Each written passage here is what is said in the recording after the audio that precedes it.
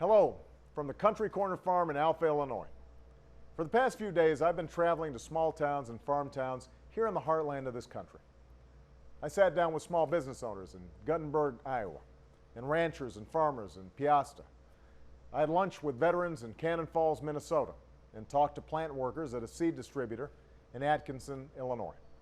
And to the girls volleyball team in Maquoketa High School, let me just say one thing: go Cardinals. Now, I'm out here for one reason. I think Washington, D.C. can learn something from the folks in Atkinson and Peosta and Cannon Falls.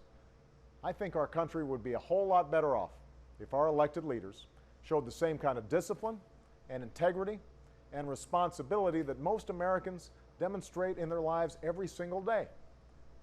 Because the fact is, we're going through a tough time right now. We're coming through a terrible recession. A lot of folks are still looking for work. A lot of people are getting by with smaller paychecks or less money in the cash register. So we need folks in Washington, the people whose job it is to deal with the country's problems, the people who you elected to serve. We need them to put aside their differences to get things done. There are things we can do right now that will mean more customers for businesses and more jobs across the country. We can cut payroll taxes again, so families have an extra $1,000 to spend. We can pass a road construction bill so construction crews who are now sitting idle can head back to the work site, rebuilding roads and bridges and airports.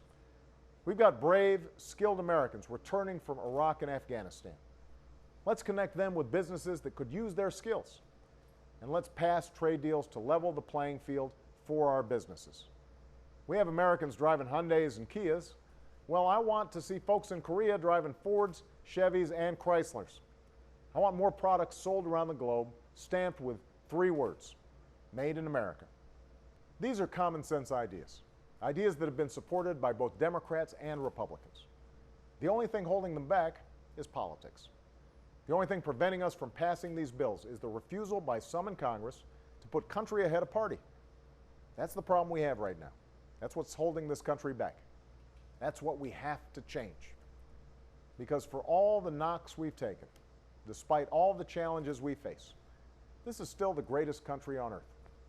We still have the best workers and farmers, entrepreneurs and businesses, students and scientists. And you can see that here in Alpha. You can see it along the country roads that connect these small towns and farmlands. You know, these past few days I've been seeing little kids with American flags and grandparents in lawn chairs. I've shaken hands with folks outside machine shops and churches, corner stores and farms. It reminds me of why I got into public service in the first place. Getting out of Washington and spending time with the people of this country, seeing how hard you're working, how creative you are, how resourceful you are, how determined you are, that only makes me more determined to serve you as best I can as president. And it only makes me more confident in our future. That's why it's so important that folks in Washington put country before party. That's why it's so important that our elected leaders get past their differences to help grow the economy and put this nation back to work. Because here in Alpha, it couldn't be more clear. If we can come together, there is no stopping the United States of America. There's no doubt that our future is bright. Thanks, and have a great weekend.